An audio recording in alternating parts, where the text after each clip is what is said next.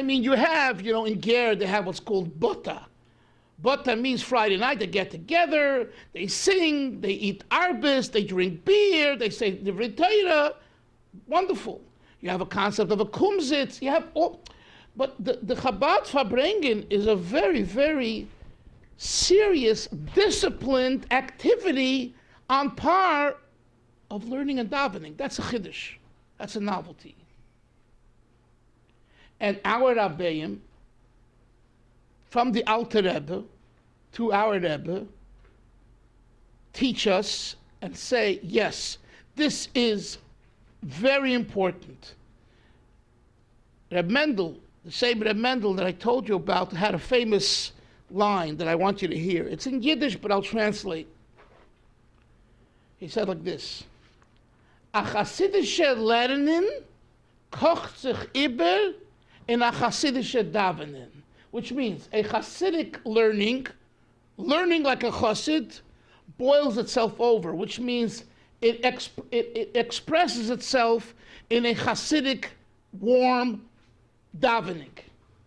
Und a Hasidische Davening kocht sich über in a Hasidische Farbrengen.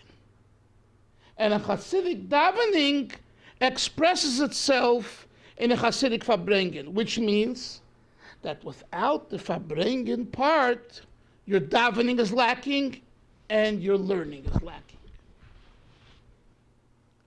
In other words, the Even HaBoichen, the way we know whether you're learning in accordance with Hashem's will and not your own ego, and you're davening with Hashem's will and not your own ego, is the result is in the Farbrengen.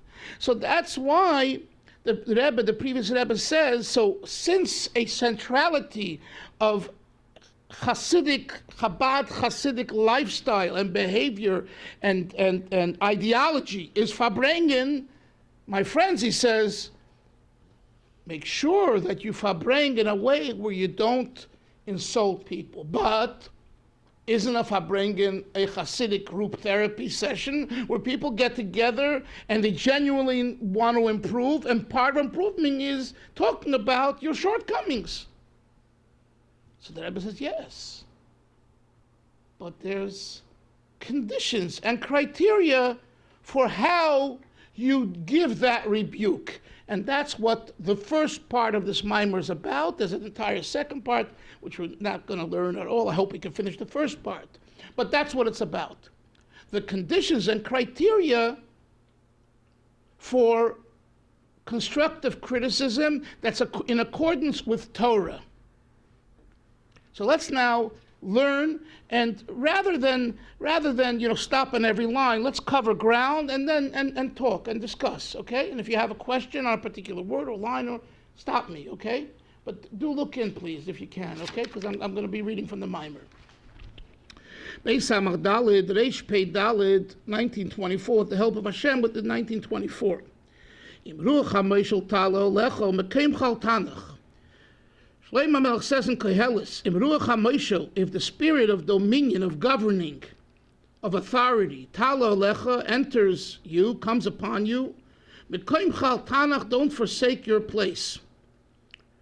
Why? Ki marpe, for healing, Yaniach Chatoim Gedolim, will alleviate many transgressions. It's a very enigmatic verse, and therefore we need commentary. So comes along, Pirish B'Targum Yonasin, so the Targum sees that we have to clarify what Shlomo Melech says, and he says the following.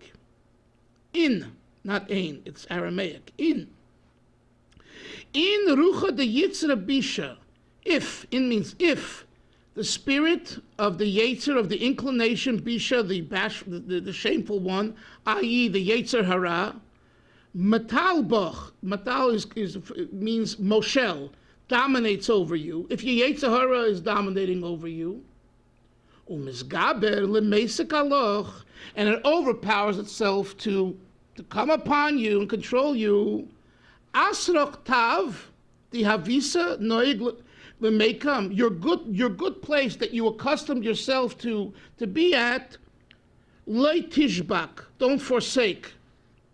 Don't get frazzled. and all of a sudden just lose your grounding and collapse. What should you do? He's bothering you, the Yetzer Hara. Arum pisgome oraisa.